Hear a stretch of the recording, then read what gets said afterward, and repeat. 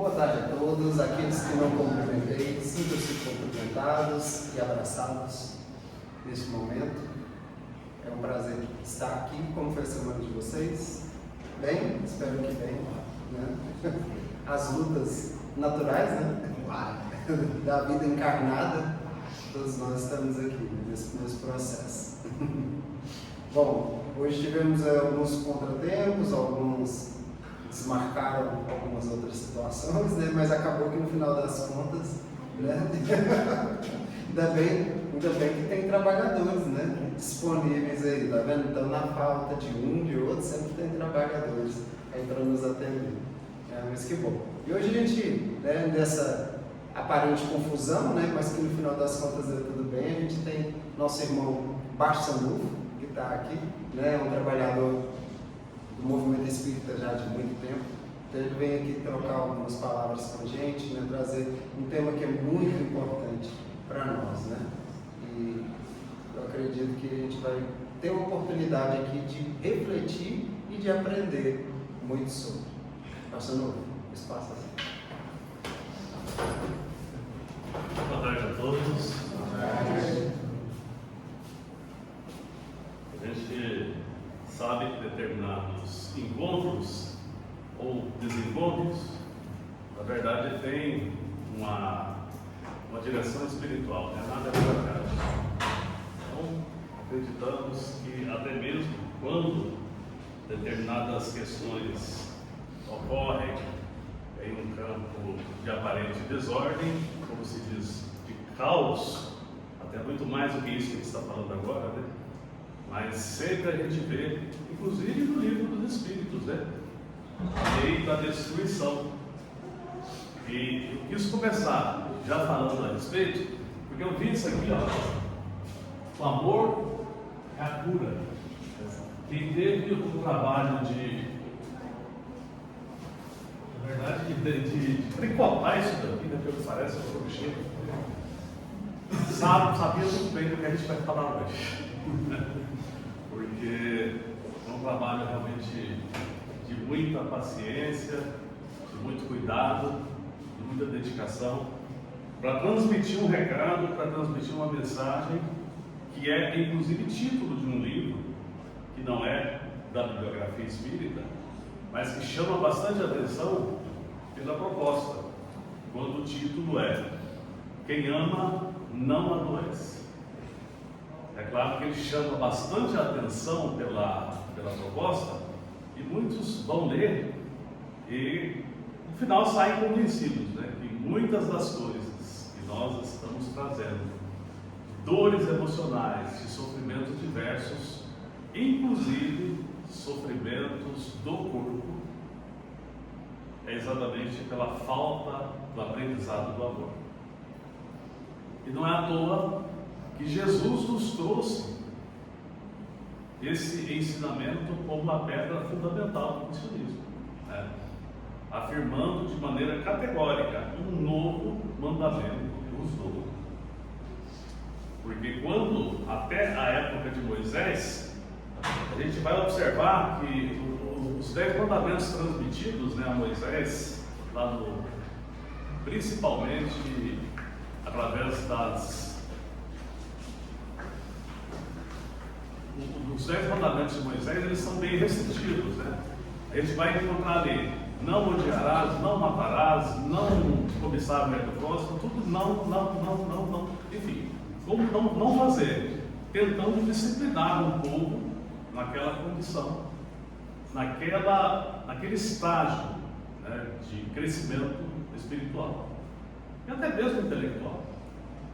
Jesus já vem nos dar uma proposta proativa, quando ele diz: ama a Deus sobre todas as coisas. E a parte menos compreendida, ele diz em seguida: e ao próximo como a ti mesmo. É onde a gente está começando a compreender que vem a ser esse amor por nós mesmos. E nós temos, com toda certeza, um processo que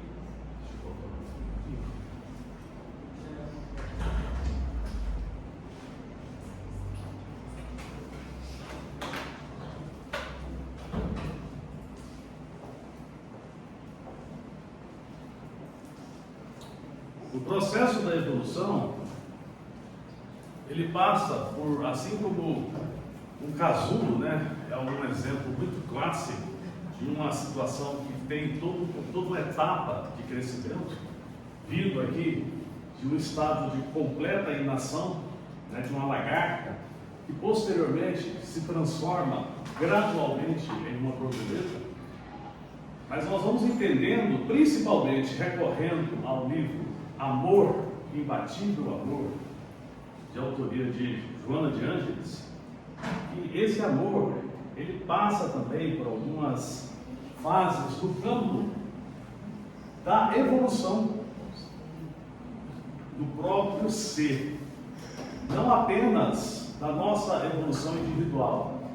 Aqui nós vamos tentar tecer algumas pequenas, porque o tempo realmente é muito pequeno, mas nós vamos tentar tecer algumas considerações a respeito desse processo evolutivo a que nos submetemos na condição de seres humanos, na condição de seres eternos.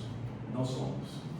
Então, Joana de Ângeles nos fala que essa primeira fase é a fase dos automatismos primeiros. O que caracteriza? Fases iniciais da busca da sensibilidade.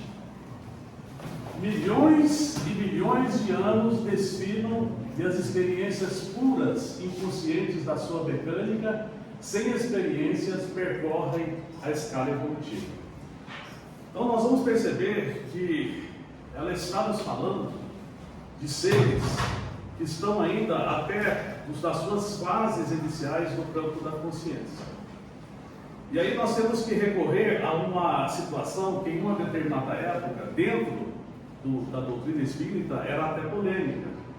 Mas hoje a gente sabe que já existe, um certo consenso em relação ao tema. Por quê? Porque a grande verdade é que antes se tinha uma divergência entre quando começava essa etapa da evolução. Isso porque Erasto, em O Livro dos Médiuns, ele afirmou que cada um progride dentro da sua espécie. Como se tivéssemos uma evolução meio que segmentada, O ser humano progride como ser humano, o cachorro progride como cachorro, O gato progride como gato, o mineral progride como mineral. Mas a gente vai perceber que, através de estudos posteriores, principalmente aqui, dentro da nossa pátria, dentro do nosso Brasil, onde a obra de Chico Xavier é respeitada de uma maneira, como até integrantes e complementares da codificação, então Emmanuel trouxe luzes a respeito desse tema, principalmente no livro A Caminho da Luz, esclarecendo, e no Consolador, esclarecendo que passamos por diversas etapas evolutivas. Começamos lá nas condições mais rudimentares. Talvez aí Leon Denis explicaria, do átomo ao arcanjo. Ou seja, naquela condição mais rudimentar da matéria conhecida na época de Leon Denis, até esse momento atual. E esses automatismos primeiros são as fases iniciais da vida, suas primeiras manifestações. No segundo, nós vamos entender bem, começamos a chegar naquela condição que seria característica dos animais, que são os instintos básicos, com predisposições inatas para determinada sequência de ações. A gente percebe que alguns animais parecem até ter inteligência. A gente chega a dizer, nossa, como esse cachorro é inteligente. Tudo bem, pouco importa. Na verdade, ele tem um instinto bem desenvolvido. Porque às vezes se confunde com inteligência. Alguns animais que chegam a se afirmar, aí sem ser muito conclusivo, que golfinhos também são mais próximos nesse aspecto em termos de inteligência. Então, esses já têm o quê? As predisposições inatas para determinadas funções, mas tem os estereótipos, os padrões, as predefinições, ou seja, eles agem sempre dentro de um determinado padrão. né? Então o nosso cachorrinho, o nosso pet lá, ele escuta o barulho do carro e ele já reconhece o barulho do carro, né? E já vem todo feliz, abanando o rabo, já começa, quem está dentro de casa, a ver a reação, porque a hora que ele ouve o barulho, ele identifica e começa as suas manifestações de alegria. Mas são sempre, o instinto, ele faz com que as atitudes, as ações sejam muito repetitivas. E por fim chegamos à inteligência e à razão, que é onde nós temos a capacidade de extrair informações, não apenas daquilo que nós temos de outros, né, de conhecimento produzido por outras pessoas, como também as informações que nós vamos extraindo da nossa experiência, né? A adaptação ao nosso ambiente e a compreensão e a utilização correta do pensamento. Ou seja, nessa etapa nós começamos de fato a ter consciência de nós mesmos. Essa é a grande diferença entre os seres dotados de inteligência e os seres dotados apenas de instinto. Os de instinto, os dotados de instinto, eles têm consciência ali até certo ponto. Eles têm lucidez, eles sentem dor, sentem absolutamente tudo, né? E que uma pessoa convencional sente. Agora, nós, quando chegamos à condição humana, na condição da razão, aí nós passamos de fato a ter autoconsciência. Essa é a grande diferença.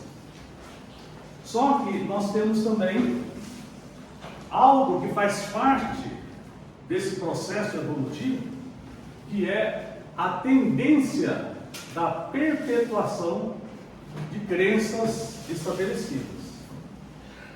Então, nós criamos um padrão de crenças.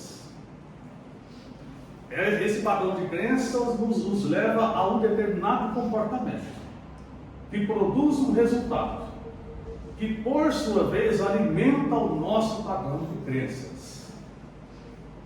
Vamos usar um exemplo que fica mais fácil. Certa vez, juntaram 5 macaquinhos e puseram lá dentro de uma jaula. E puseram caixa de banana lá em cima. Qual a atitude mais previsível de uma situação dessa? Já que o macaco adora comer banana. É que os macacos todos, né, se apressaram para pegar as bananas. Os cientistas vieram e naquele momento jogaram um jato de água gelada nos macaquinhos. Eles ficaram ali todos perdidos, sem entender o que estava acontecendo. Depois foram tentar pegar as bananas de novo, mais água gelada. Demorou, mas eles entenderam, né, instinto. Eles perceberam que alguma coisa estava ligada com aquela tentativa de pegar as bananas. Então eles foram fazer a experiência, tentaram subir, veio água gelada, então é isso. Mas nenhum macaco passou a pegar a banana. Caixa de banana ficava lá o tempo todo, eles olhando, mas não pegavam. Bom, o que eles fizeram?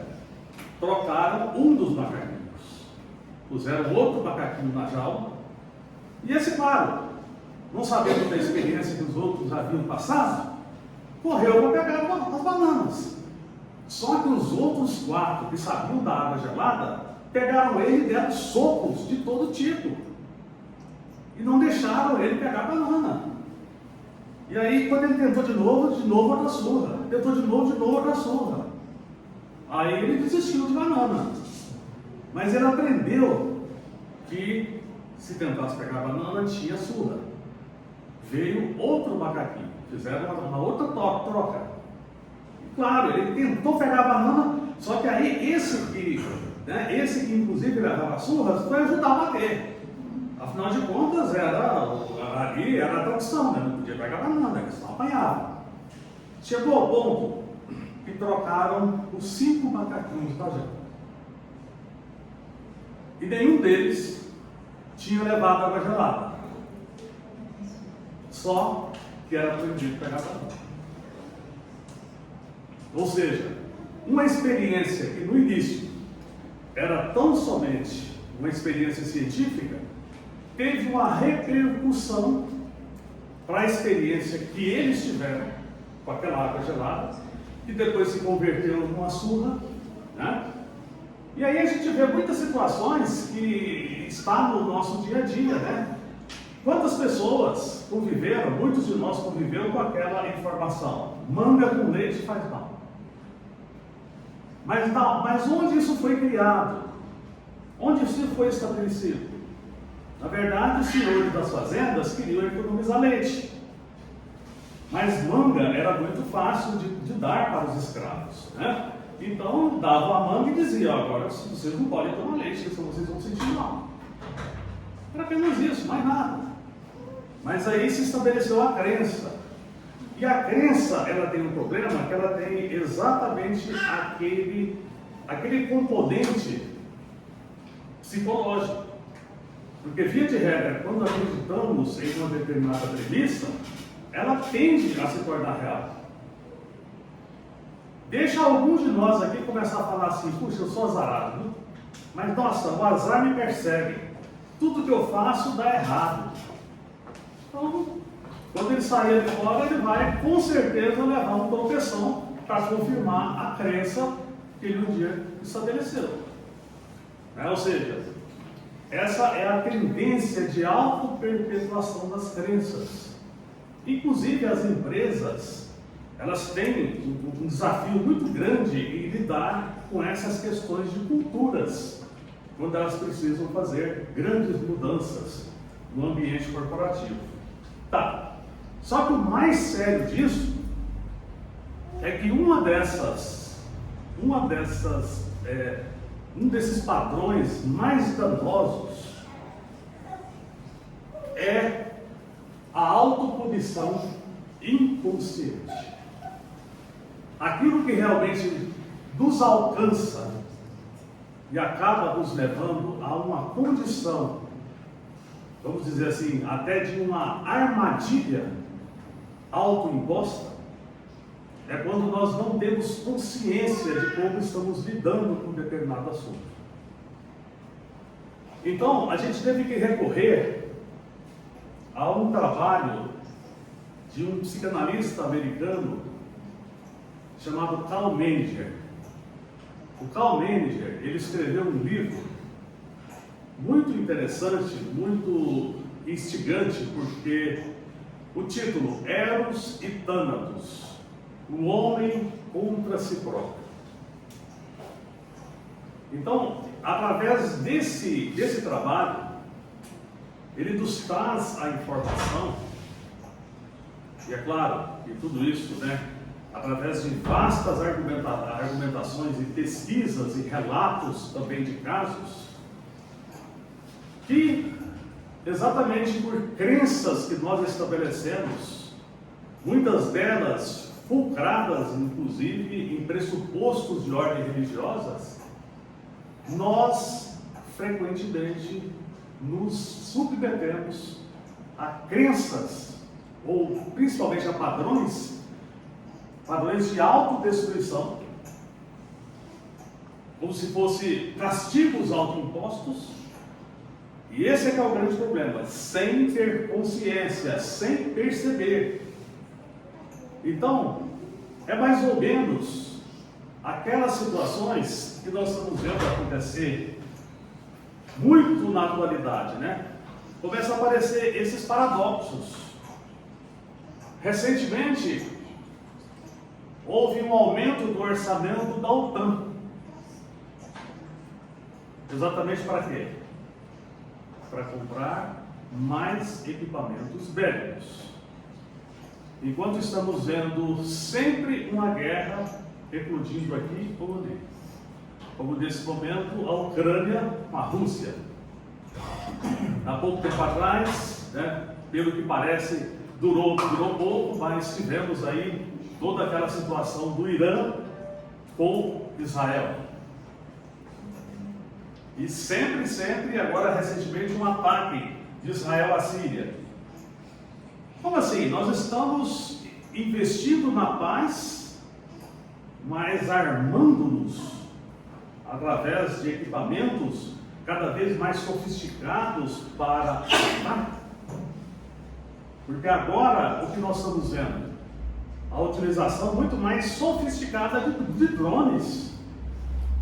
Se antes era complicado, porque fazer um ataque exigia que um piloto, né, fosse pilotando um determinado equipamento, um avião, e aquilo estava sujeito às defesas antiaéreas, agora são drones.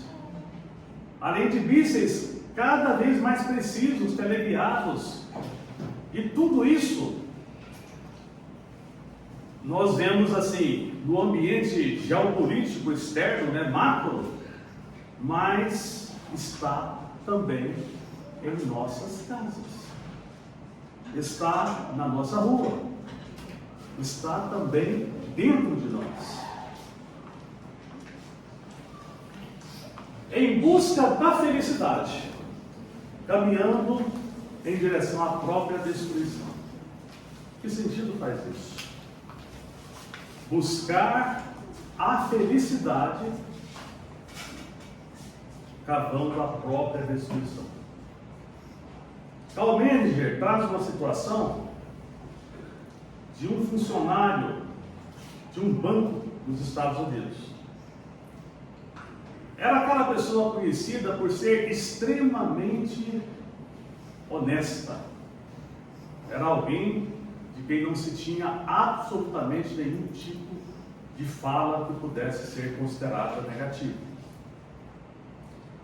Só que chegou um certo momento que esse funcionário disse ali para as pessoas: olha, hoje eu vou ficar trabalhando até mais tarde e podem deixar a chave que eu fecho o departamento e vou embora.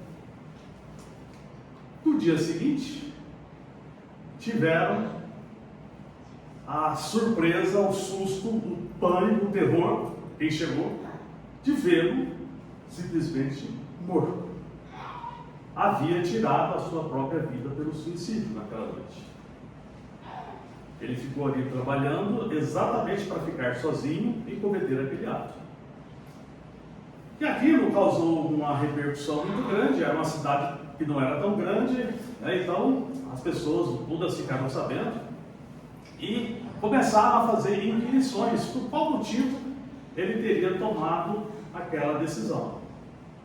Como ninguém sabia, o assunto começou a esfriar até que outra bomba aparecesse. O banco começou a perceber diferenças severas em relação às contas que ele administrava. Ou seja, ele estava tirando dinheiro das contas bancárias. E aí ele fala: como assim uma pessoa tão séria, uma pessoa tão honesta, como eu estava fazendo isso?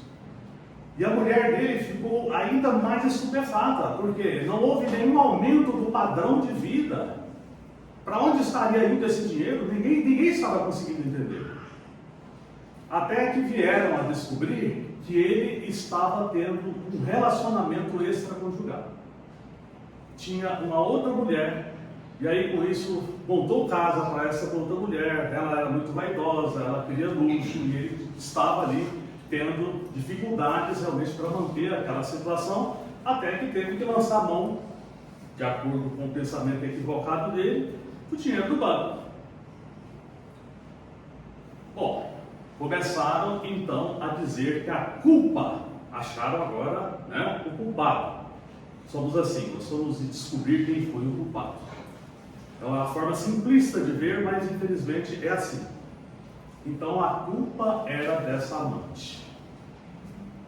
Só que as pessoas que conheciam ele de perto começaram a pensar: mas por que ele foi arrumar outra mulher? Coisa mais estranha, o casamento parecia tão bem e tudo mais. E aí começaram: você que não via como ele era tratado pela mulher. A mulher o tratava simplesmente, era uma vida muito difícil, ele tinha que suportar nervosismos, crises de toda ordem, ele era tratado realmente como um animal. E aí, muito rapidamente, a culpa já não era mais da amante, a culpa já era da esposa. A esposa que era intratável, era grosseira, era neurótica. Acontece que daí a pouco começaram a inquirir a respeito de por que ela era daquele jeito. Ah, vocês não viram como ela foi criada. A mãe dela simplesmente queria um marido, mas que fosse uma pessoa com dinheiro. Era uma pessoa muito ambiciosa e tratava a família de uma maneira muito cruel, muito severa, extremamente insensível. Pronto. A culpa foi mudando, né? foi saindo de ombros em ombros e foi até o assunto se esvaziar. Mas o fato é que o próprio manager esclarece em um determinado momento e trazendo aquela situação para uma análise racional, sem estar contaminado pelas situações, pelas circunstâncias, sem sombra de dúvida, foi um caso de autopunição. Por quê? Porque do momento em que ele estava com um casamento fracassado, que não havia mais sentimento, a ponto dele sentir necessidade de se envolver com outra pessoa, esse era o momento que ele teria de ter tomado uma decisão. Era a hora que ele teria que ter chegado na sua esposa e dizer: olha, não dá mais. Aliás, sobre esse respeito, a gente tem que deixar claro que, doutrinariamente, a doutrina espírita não se opõe ao divórcio, muito embora recomende, né, que as pessoas não fiquem aí simplesmente fazendo como está na moda, né? Essas relações tão rasas, e você percebe pessoas com 3, 4, 5, 6 casamentos. Não. O importante é que se perceba que determinadas situações, elas têm o seu limite. E se naquela situação chegou ao ponto dele perceber que aquele casamento estava insustentável, ele poderia ter resolvido, ter enfrentado a situação, ter conversado paramente com a esposa, ter ido, né, se for o caso, viver o relacionamento com outra pessoa, mas às claras, com alguém porque da maneira como ficou, ele ficou sozinho. Ele ficou sem condições sequer de avaliar o que ele estava fazendo, por que estava fazendo, porque era algo totalmente proibido. Ele sabia que estava fazendo algo que ninguém poderia saber. E quando é dessa forma, as pessoas se perdem na sua própria solidão. Então, ele estava em busca ali da sua felicidade, quando ele achou que teria encontrado alguém que correspondesse à sua afetividade, já que a sua esposa, né, era uma relação que, na verdade, era uma relação somente de fachada. E tem outras questões que fazem parte da nossa vida, como, por exemplo, ainda o manager nos esclarecendo a respeito de uma série de riscos a que nós estamos submetidos no dia a dia, que nos fazem inconscientemente abrigar uma postura muito reativa, muito embora também sejam processos inconscientes, como é o caso do risco de doenças. Todos nós sabemos que, inclusive, quem lê os Mensageiros vai perceber ali André Luiz nas suas primeiras incursões aqui na crosta terrestre, vendo a quantidade de bactérias envolvendo as pessoas na rua e tudo mais, e o sistema, né, o sistema de defesa do organismo funcionando para evitar as contaminações, mas são perigos que o sistema, que na verdade toda essa defesa é feita pelo nosso subconsciente. É o subconsciente, inclusive, que nos mantém respirando. Ninguém pensa assim: eu preciso respirar porque senão eu vou morrer, né? Não, a gente respira. É ele que mantém o nosso coração batendo. É ele que mantém os sistemas autômatos. E aí, toda vez que surge uma ameaça, ele também deflagra as defesas. Mas tudo isso vai fazendo com que o nosso sistema, exatamente o nosso sistema, vamos dizer, o nosso sistema cerebral, né, fique em uma condição de alerta. E aí nós vamos tendo que lidar com esse poder maligno das forças da natureza, das mãos vingativas de muitos dos nossos semelhantes, né, porque a competição principalmente que se incentiva dentro das empresas, é uma coisa extremamente difícil. Tanto que é impressionante, né? Na maioria dos casos, colegas de trabalho são apenas colegas de trabalho. Quando deixam de trabalhar juntos e vão para outra empresa, perdem totalmente o contato. Pareciam muito amigos, mas na verdade eram apenas pessoas que se conviviam. Porque do fundo, sempre com uma perspectiva de risco, como se fossem apenas concorrentes. E muitos fatores, né? Como sociológicos, como pressões psicológicas, os impositivos econômicos, né? Essa necessidade de ter um carro, de ter uma casa à altura, de vestir uma roupa adequada, tudo isso aí são situações que vão realmente nos pressionando e em alguns casos levando as pessoas para determinadas violências no campo também da irracionalidade. E aí, a autodestruição, vou até ler de maneira textual, torna-se cada vez mais evidente que parte da destruição que flagela a humanidade é a autodestruição. A extraordinária propensão do ser humano a aliar-se às forças externas no ataque contra a sua própria existência. Esse é um dos fenômenos, dos notáveis fenômenos biológicos. Então, o que nós temos nessa situação? Uma conclusão que, de maneira, claro, bastante apressada, mas a gente vai tentar elucidar através de um exemplo. Vejamos esse caso aqui. Isso aqui é muito comum em cidades como Rio de Janeiro, São Paulo, né? A Rio de Janeiro é famosa pelas situações envolvendo ali guerras entre facções, polícia com a própria, São Paulo também, né? com o crime organizado. E vira e mexe tem alguém, em escolas ali próximas ou comunidades que acabam sendo vitimadas por balas perdidas. Só que, tudo bem, dentro do conceito criminológico, trata-se de uma bala perdida, porque ela não foi endereçada para ninguém. Talvez foi endereçada para alguém que simplesmente não foi alcançado e a bala passou direto e alcançou outra pessoa, muitas vezes fora daquele contexto. Só que conhecedores das realidades da reencarnação, e o próprio Karl Menninger, falando a respeito dessa questão, dessa energia de autodestruição que se cria ao redor de si, essa bala, ela seria perdida ou seria encontrada? Será que alguém vai ser de fato alvejado de forma totalmente casual?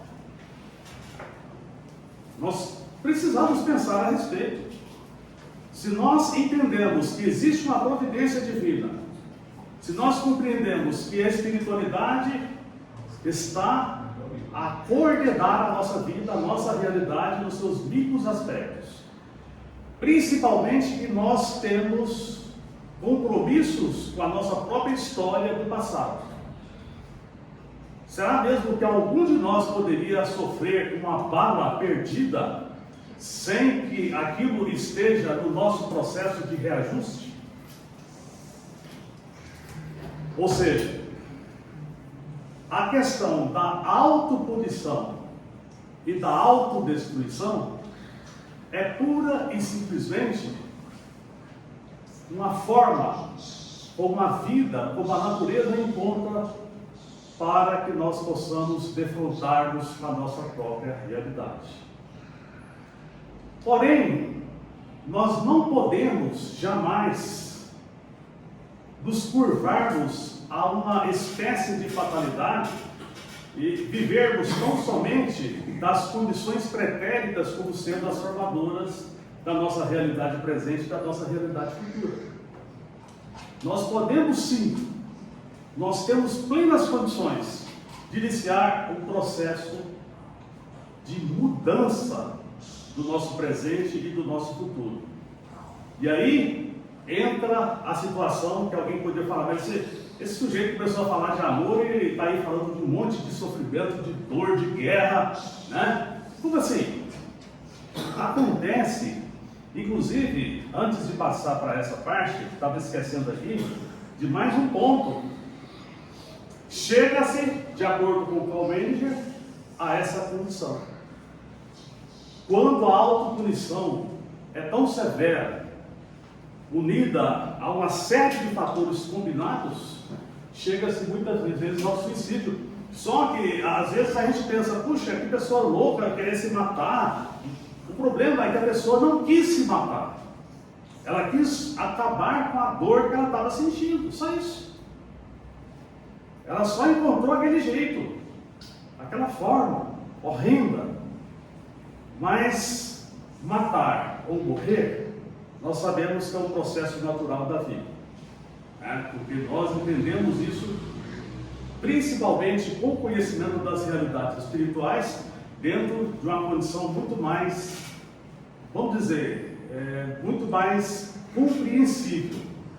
Só que para que possamos sair dessas condições, inclusive uma das que ele relata, porque nós vamos ver também na literatura, principalmente André Luiz, suicídios inconscientes, né? Pessoas que se suicidam sem saber que estão cometendo suicídio, por processo de autodestruição. O próprio Richard Simonetti, no livro Atravessando a Rua, ele traz o exemplo de uma senhora que havia chegado ao mundo espiritual e ela havia sofrido muito por uma situação conjugal, né? E aí de repente ela veio a saber que havia chegado ao mundo espiritual na condição de suicida. E ela ficou extremamente indignada e quis saber o que estava acontecendo, porque aquilo tinha sido um tremendo mal entendido, porque ela havia morrido porque não havia suportado a traição do marido. Ou seja, aquilo a abalou de tal forma que abalou a sua saúde e ela veio, né, a se desencarnar. Mas aí, quando veio a ela a realidade foi chocante. Por quê? Em linhas gerais, resumindo, o perdão das ofensas preconizado por Jesus não é facultativo. É algo que é para a nossa própria sanidade. Quando nos deixamos tomar pelo ressentimento, a ponto de adoecermos, a ponto de até perdermos a própria vida ou cometermos um desatino, nós estamos também em um processo de suicídio inconsciente. Teve uma das pessoas que o manager relata que estava em um trem, e olha que situação, ela estava sonhando que estava em um barco afundando. Ela sonhou e aí de repente ela tentava de toda forma pular daquele barco e na verdade ela estava dentro do trem e ela simplesmente acordou e pulou pela janela e teve um acidente fatal. Situações de autopunição inconsciente. Suicídio? Poderia pensar, poderia até dizer que foi suicídio. Mas, na verdade, a grande verdade é que nós precisamos trazer para a nossa reflexão, antes de mais nada, o auto-perdão. Porque muitas vezes nós achamos que o perdão é só para o outro. Só que o nosso cérebro, a nossa mente, ela é extremamente, vamos dizer, ela é muito estratégica. Então, para que a gente não tenha contato com a realidade que nos perturba e que nós não temos condições de compreender, a nossa mente simplesmente vai criando conteúdos escapistas. No livro Ser Consciente, Joana de Ângeles trata disso muito bem com o nome de mecanismos de fuga do ego. Ou seja, quando eu vejo uma determinada coisa no outro que me incomoda, o que na verdade eu estou vendo? Estou vendo algo que eu tenho em mim. Porque eu não consigo ver o defeito do outro se eu não tenho o referencial base. Nossa, de forma alguma eu não tenho esse defeito, não, mas eu tenho essa propensão. Se está me incomodando é porque está encontrando ressonância dentro da minha própria estrutura psíquica. Muitas vezes o outro só teve coragem de manifestar aquilo e eu não tenho, vivo me reprimindo. É um processo inconsciente. Agora, quando nós queremos perdoar a outra pessoa e não temos esse perdão em relação a nós mesmos, o perdão se torna também uma atitude praticamente impossível de ser concretizada. É como também o amor. O amor também, por sua vez, ele somente só pode ser exercido a partir da vivência do amor. Porque senão a gente não consegue. Então, nós temos esse exemplo aí que está em Lucas, né? Por isso te digo, que os seus muitos pecados lhe são perdoados, porque muito amou. Mas aquele a quem pouco é perdoado, pouco ama. Aquela mulher simplesmente entrou com um vaso de alabastro e jogou aos pés de Jesus, e todos a criticaram, falaram que poderia ter usado isso daí, que custa muito caro, para poder comprar coisas para pessoas pobres, né? Para ajudar os outros, e ela desperdiçou isso daí, porque ela jogou aquele perfume dos pés de Jesus e secava os pés dele com os seus cabelos. Mas só ela sabia o que aquele gesto era para ela. Esse é o nosso grande problema, nós julgamos pela exterioridade. Ela naquele momento fez um gesto que ela considerava o mais importante, movida pelo amor. E aí Jesus nos deu a explicação mais extraordinária. Por isso te digo que seus muitos pecados lhe são perdoados, porque muito amou. Porque aí nós vamos entender da onde surgiu aquela frase, que o amor cobre a multidão de pecados. Ou seja, quando nós passamos ao aprendizado do amor, saímos das condições dos automatismos primeiros, superamos a condição meramente intelectual e começamos a olhar para dentro de nós mesmos e perceber os processos inconscientes, porque isso requer sempre autoconhecimento. Nós só vamos nos aprofundando dentro dessa realidade em nós mesmos à medida em que nós fazemos, como Leon Denis recomenda no livro Problema do Ser, do Destino e da Dor, quando nós começamos a percorrer a caverna de Platão, buscar dentro de nós mesmos a escuridade e o silêncio. Mas para isso é preciso vencer aquela inquietação, essa ansiedade que nos chama para fora o tempo todo. Hoje nós vivemos um momento extremamente dramático, porque temos um computador no bolso o tempo todinho, nos conclamando para olhar Instagram, olhar Facebook, olhar WhatsApp, e a todo momento nós somos chamados para fora. Quando tudo que nós precisamos é voltar para dentro de nós mesmos. Porque se de outra forma, fugindo de nós mesmos, nós estaremos desenvolvendo tão somente dores. Quantos de nós tentamos evitar as próprias sensações do próprio corpo? E muitos até, no passado, muitos de nós pegávamos inclusive determinados castigos e infligimos ao nosso corpo, sabe lá Deus se nessa vida ou na vida passada, né? com toda sorte de mortificações. Como se efetivamente, como se o corpo fosse algo ruim, como se o corpo fosse algo negativo. E na realidade o nosso organismo é um dos maiores patrimônios que nós recebemos, tanto que nós lutamos por ele muito para entendermos uma fila enorme para ter ele. E aí chegamos e começamos a não ter muito cuidado. Esquecemos do autocuidado, esquecemos de cuidar da saúde, sabemos que a pressão está alta, não. Porque aí o que acontece? Muita gente pode pensar, o que essa autopunição tem a ver comigo? Meu Deus, se eu estou acima do meu peso e continuo comendo além da conta, isso é amor comigo mesmo? Se eu estou tendo problemas, desenvolvendo um problema sério em relação a problemas respiratórios e continuo fumando, isso é amor comigo mesmo?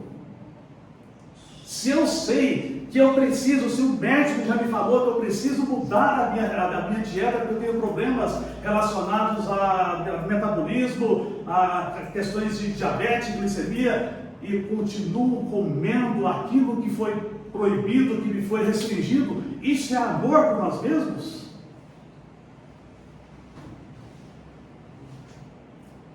Então nós precisamos de fato fazermos essa inversão.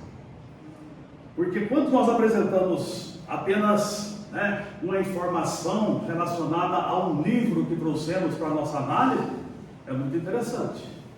Mas na hora em que nós trazemos isso para a nossa realidade prática, fica um pouco desconfortável, mas é necessário. Porque a gente pode ficar pensando, poxa, que teoria esquisita, um galho lá, a pessoa cortando o seu próprio galho para ela cair. Eu não faria uma bobagem dessas nunca, será que não? Será que nós não estamos fazendo isso? Será que não fizemos hoje? A busca da felicidade através da autodestruição? É preciso pensarmos. Bom, na casualidade atual dos distúrbios, estamos concluindo, dos distúrbios psicológicos, como naqueles anteriores, sempre se encontrará o amor ausente como responsável. Tem que decorar isso. É de Joana de Ângeles. Na casualidade atual dos distúrbios psicológicos, como daquelas anteriores, sempre se encontrará o amor ausente como responsável.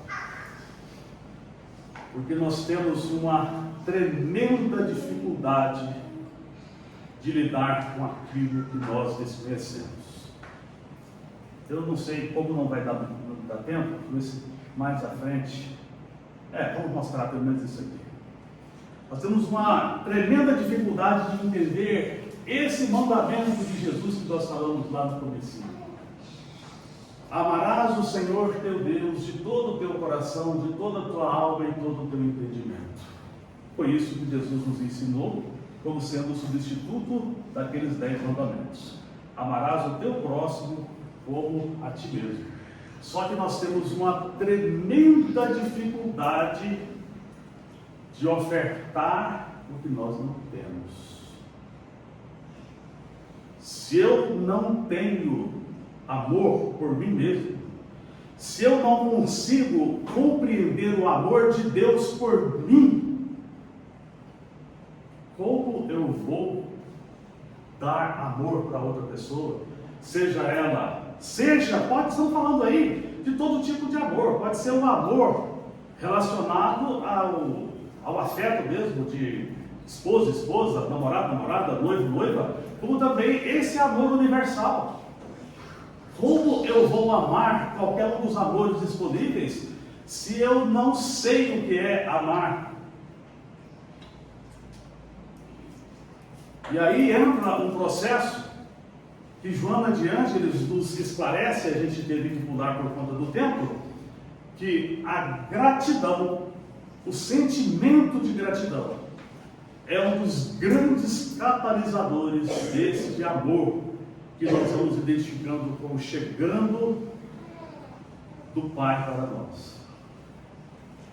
Mas só que tem um problema, muitos de nós acostumam a ver Deus como algo distante, longe, inalcançável, quando na verdade Ele está aqui em cada respiração. Carlos Torres Pastorino, um dos grandes teólogos que veio a se tornar depois espírita, que muitos conhecem um livrinho dele, pretinho de bolso, chamado Minutos de Sabedoria. Mas, muito mais do que aquele livro, ele escreveu A Sabedoria do Evangelho. Não dá para comprar porque a família não permitiu, porque queria que ele fosse padre e acabou morrendo espírita. Ele foi, inclusive, ele foi tremendamente envolvido no movimento espírita, fez parte da CAPEM, chegou a fazer parte da CAPEM, que era um seguro de vida ligado, inclusive, à Fundação André Luiz. O que ele nos fala em uma de suas obras? Em um dos volumes, no segundo volume da Sabedoria do Evangelho. Ele diz que Deus está presente em cada decilhão de milímetro cúbico de tudo que existe à nossa volta. Dá para avaliar essa fala? Nós vamos encontrar Deus em cada decilhão de milímetro cúbico de tudo que há, de tudo, de toda a matéria transformada ou não transformada, de todo equipamento que produz, que não produz. E Deus se manifesta quando alguém simplesmente vem e faz um ambiente como esse está aqui, disponível para as pessoas virem, aprenderem, compreenderem, se cuidarem. É sempre a manifestação de Deus através de nós, que conta conosco como auto-criadores, como co-criadores. Deus conta com a criatura. Só que nós, na hierarquia, principalmente dentro de uma visão dualista, principalmente positivista, vamos criando uma hierarquia como se Deus lá em cima. E quando na realidade Deus está muito presente aqui junto de nós, e nós precisamos aprender a, quando acordar pela manhã, lembrar que nós só de acordarmos e abrirmos os olhos e enxergarmos, já é motivo para dizer muito obrigado, Senhor. A hora que a gente consegue sentir o próprio corpo e perceber que está vivo e tem mais uma oportunidade nesse mundo, muito obrigado, Senhor. Obrigado, obrigado, obrigado. Deveríamos agradecer a cada momento, porque o café da manhã, quanta gente participou daquele café? Ah, mas eu paguei. Sim, mas se não tivesse, o que adiantaria dinheiro? Um pãozinho, teve quem plantou o trigo, teve quem beneficiou aquele trigo, teve quem pacotou, teve quem transportou, teve para chegar em um lugar e comprar. Não deu trigo não, para o padeiro comprar. E eu vou lá para a panificadora e compro o pãozinho. Né?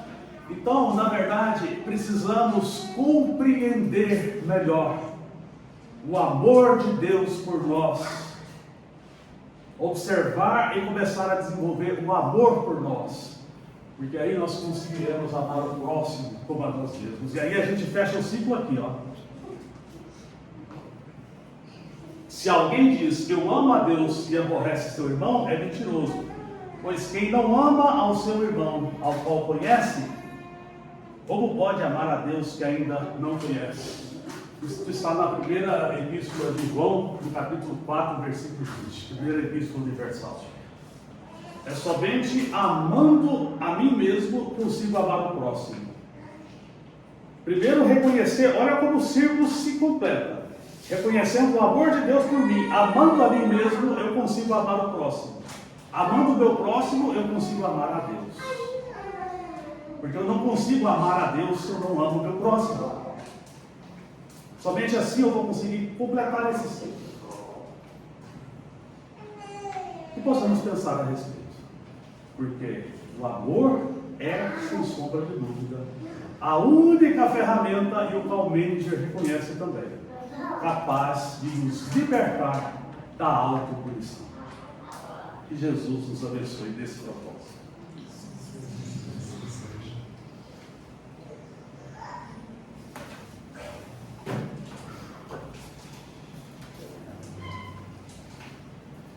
A gente só tem a agradecer o pastor Lucas por essa exposição tão profunda sobre o amor, tema tão complexo e tão precioso ao mesmo tempo. Ao mesmo tempo que ele é complexo, ele é precioso, é necessário, porque é a base de tudo que nós construímos aqui. Se hoje nós estamos aqui, é porque nós acreditamos no amor de Deus, é porque nós acreditamos no amor de Jesus, é porque nós acreditamos que, de alguma forma, vivenciando esse amor, nós vamos conseguir nos libertar do egoísmo, nos libertar das coisas que nos limitam, de que nos impede de acessar o reino de Deus dentro de nós. Se tiver alguma coisa que eu possa ainda falar, seria só citar a passagem que eu gosto de citar aqui, que é de Lucas, capítulo 17, versículo 21. O reino de Deus está dentro de vós. Então, ao buscarmos dentro de nós esse amor, essa centelha do nosso Pai, do nosso Criador, nós vamos conseguir expandi-la à nossa volta, dentro de nós mesmos, né? Compartilhando uns com os outros, nós vamos conseguir amar a Deus e cumprir esse básico mandamento, simples e tão difícil de ser exercido. Amarás o Senhor teu Deus sobre todas as coisas e o próximo como a ti mesmo. Bom, recados. Eu queria só que você falasse, Luiz, do evento de hoje que teve, das crianças, do cinema. Eu acho importante a gente compartilhar, né, o que houve hoje. Mas você queria ficar quietinho, né? Queria ficar quieto, mas o Luiz não deixa. Pessoal, boa tarde a todos. Então, rapidamente, né, para não tomar muito do nosso tempo, só para compartilhar com todos, fazendo até uma pequena prestação de contas, porque nós eventualmente pedimos algumas doações, alguns auxílios para a casa. E hoje nós tivemos uma atividade externa com as crianças que são assistidas pela assistência social da nossa casa. Tanto aqui do bairro Jandaia, que nós temos uma atividade assistencial, para quem não conhece, toda sexta-feira que acontece aqui no bairro, nessa unidade. Nós entregamos a janta, uma comidinha, temos aí uma conversa, tem um bazar, recebemos as crianças, cadastramos essas famílias para quando possível receba cestas, roupas, cobertores. Então é uma atividade ligada à parte assistencial.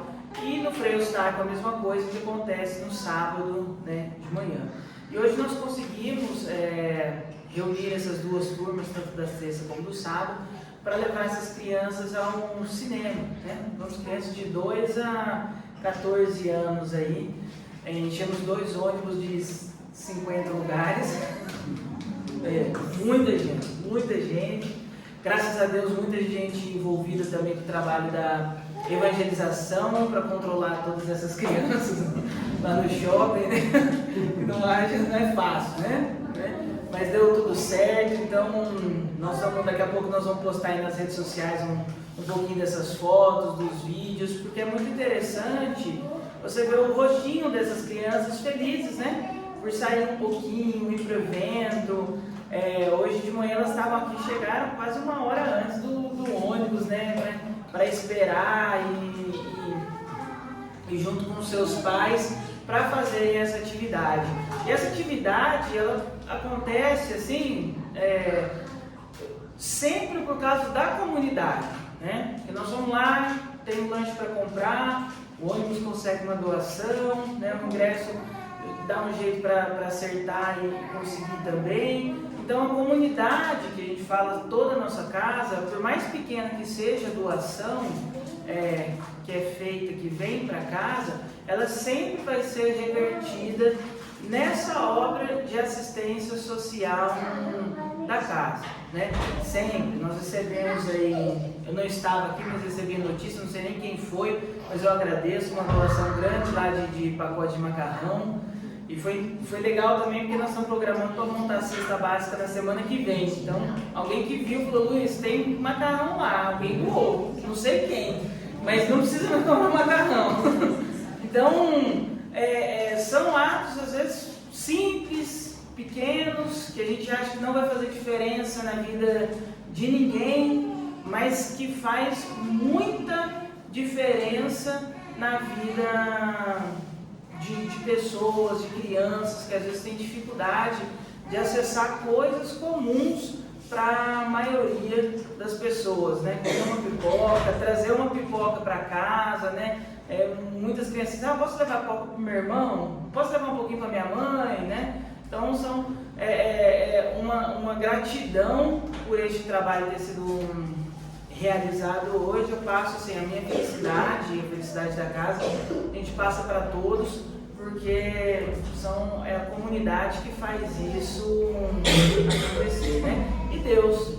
Nós falamos aqui, o nosso irmão hoje falou muito bem sobre essa parte da autopunição, a energia que puxa, né? E nós que estamos comunhando para o bem, só temos que florescer também para frente. Então, queria também agradecer, foi uma fala muito profunda psicologicamente para todos nós, com certeza. Eu acho que todo mundo aqui hoje tem que só a refletir com as experiências que nós vivemos aqui hoje. Então fica sempre o convite aí para estar presente conosco aqui ou lá no Frei Eustáquio. Vou aproveitar para fazer oração. Então vou convidar a todos para fechar os olhos. Nós não precisamos, como foi falado na palestra de hoje, imaginar Deus e nem Jesus. Porque nós estamos vivendo com Ele aqui, neste instante. Jesus está conosco. Deus está conosco. Em cada pensamento nosso nesta tarde, Ele esteve, continua e estará conosco. Por isso, meu Deus, conhecedor que és das minhas necessidades, nós rogamos auxílio, força, para continuar a caminhada da vida, que nem sempre é uma caminhada fácil, às vezes com muitas dores, mas é o proposto e necessário para nós. Que ao entrarmos para o tratamento, nós possamos receber aqui aquilo que nós merecemos e podemos, dentro da tua infinita sabedoria. Que o Senhor nos abençoe e continue conosco. Que assim seja.